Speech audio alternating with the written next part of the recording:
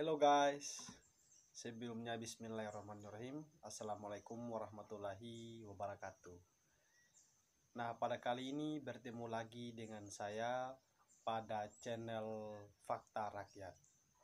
Nah, sebelum untuk kita membahas materi kita lebih lanjut, saya himbaukan kepada teman-teman netizen sekalian agar jangan lupa like, subscribe, dan tindiskan tombol notifikasi agar mendapat uploadan video baru dari kami. Ya, kawan-kawan sekalian, pada kesempatan kali ini saya akan membahas terkait dengan sebuah pengantar ilmu hukum. Nah, terkait dengan pengantar ilmu hukum ini ada berbagai macam sub-pokok pembahasan. Nah, maka pada channel kali ini saya akan membahas pada sub pertama kita, yakni terkait dengan pengertian hukum. Nah, soal konsep pengertian hukum ini, berbagai macam literatur terkait dengan pengantar ilmu hukum pada umumnya dikemukakan oleh salah satu tokoh, yakni Immanuel Kant, salah satu filsuf yang mengemukakan teori filsafat kritisisme atau positivisme. Nah, beliau hadir dengan cara pikir hukumnya, yakni hukum merupakan salah satu konsep yang itu belum mendapat definisi yang secara kolektif diterima oleh publik. Nah, dengan salah satu istilahnya, yakni nosicen najoristen eine definition ju iherem begriff van recht. Bahwasannya apa? Sampai sekarang berbagai macam pemikir-pemikir hukum di negeri ini maupun secara nasional maupun secara internasional terkait dengan kedisiplinan atau kemandirian sebuah ilmu hukum ini belum mendapat satu definisi yang diterima secara kolektif. Nah, maka akan tetapi sebagai kita untuk pemula mempelajari terkait dengan ilmu hukum, nah agar kiranya kita tidak mengasingkan diri untuk mengambil beberapa definisi atau pengertian dari para tokoh, sehingga ini bisa menjadi dasar kita untuk menelusuri bagaimana ilmu hukum lebih dalam lagi. Oke dulu ya kawan-kawan.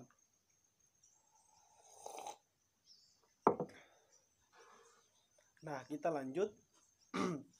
Dan ternyata dari berbagai macam definisi ini bukan tidak mempunyai alasan kenapa sampai hukum itu tidak mendapat satu konklusi definisi untuk diterima secara umum. Nah, karena kalau kita membaca berbagai macam literatur terkait dengan pengantar-pengantar ilmu hukum, salah satunya penulis buku yang namanya adalah Rahmat Baruk dengan judul bukunya adalah Teori Hukum. Nah, di sana beliau mengilustrasikan terkait dengan kenapa sampai hukum itu sangat rumit atau sangat pudar untuk kita mendefinisikan. Nah, ternyata memiliki beberapa indikator. Nah, salah satunya adalah cakupan hukum yang sangat luas. Nah, cakupan hukum yang sangat luas ini dia pengaturannya bukan hanya pada konteks hal tertentu saja, akan tetapi daya pengaturannya itu dari kita lahir sampai kita meninggal pun, dan bahkan sebelum kita lahir masih ada dalam kandungan, itu pun hukum sudah mengatur, kawan-kawan sekalian. Nah, semisalkan kita melihat ada sebuah peristiwa terkait dengan aborsi. Nah, di sana undang-undang juga mengatur soal tindak pidana aborsi. Nah, jika peristiwa itu terjadi, maka si pelaku tetap akan dijerat dengan hukum. Berarti secara tidak langsung hukum juga sudah mengatur kita sejak dalam kandungan. Dalam artian meskipun kita masih dalam kandungan, kita mempunyai hak yang untuk hidup yang itu dilindungi oleh hukum.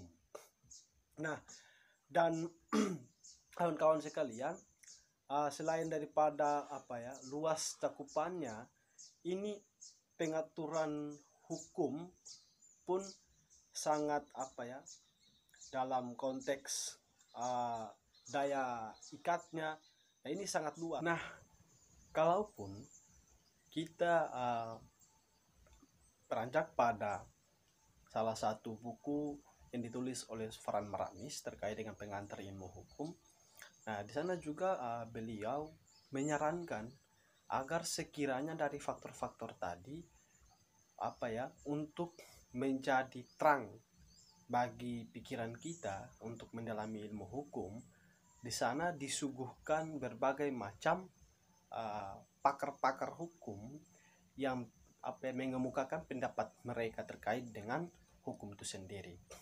Nah, di sana Fran Maramis membagi tiga indikator, yakni yang dikemukakan oleh salah satu tokoh Jerman. Nah, di sana itu ada dari berbagai macam pemikir-pemikir hukum yang mendefinisikan hukum pada umumnya terbagi atas 3 aspek, kawan-kawan sekalian. Nah, salah satunya adalah melihat hukum dalam aspek positif, dan salah satunya adalah melihat hukum dalam aspek sosiologis, dan salah satunya adalah melihat hukum dalam aspek teologis. Nah, salah satu pemikir yang itu memacu pikiran mereka atau pikiran hukum mereka pada aliran positif yakni John Austin. Nah, John Austin ini salah satu filsuf Inggris yang bagi dia hukum itu merupakan salah satu aturan yang resmi yang itu dibuat oleh lembaga yang memiliki kewenangan ataupun salah satu perintah dari seorang raja. Nah, pada konteks itu kita melihat bahwasannya apabila sebuah peraturan perundang-undangan ataupun itu sebuah keputusan yang dikeluarkan bukan dari lembaga yang resmi tadi, maka itu tidak dinyatakan sebagai hukum.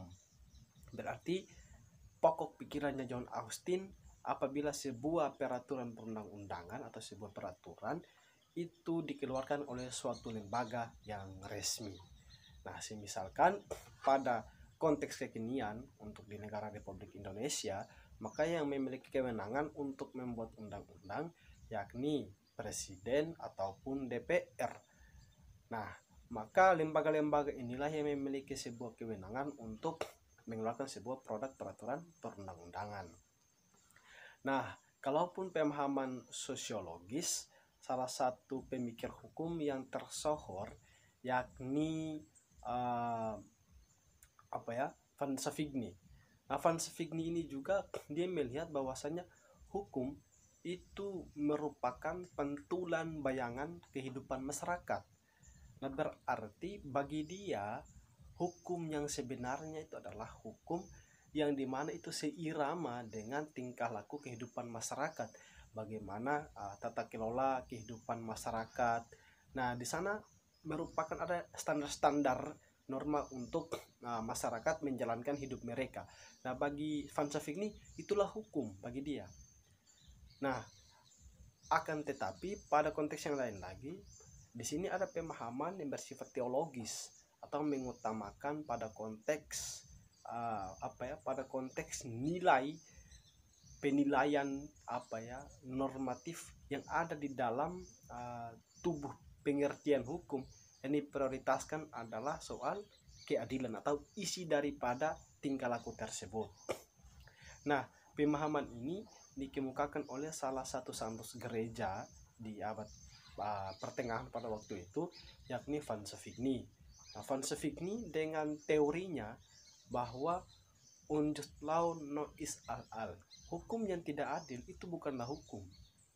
Berarti pada konteks ini sebuah hukum itu dibuat oleh lembaga yang resmi maupun hukum itu dia berdasarkan pada pantulan bayangan kehidupan masyarakat, akan tetapi ketika hal itu tidak mengandung unsur keadilan, maka itu bukanlah hukum, kawan-kawan sekalian.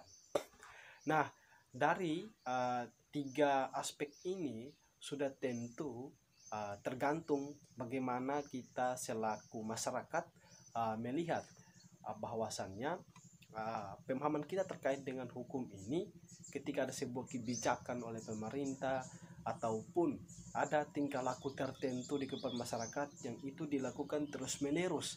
Nah, di sana terjadi bukan menjadi sebuah kontroversi, akan tetapi itulah merupakan sebuah keberagaman hukum. Nah, jadi itu merupakan sebuah pengantar dari saya.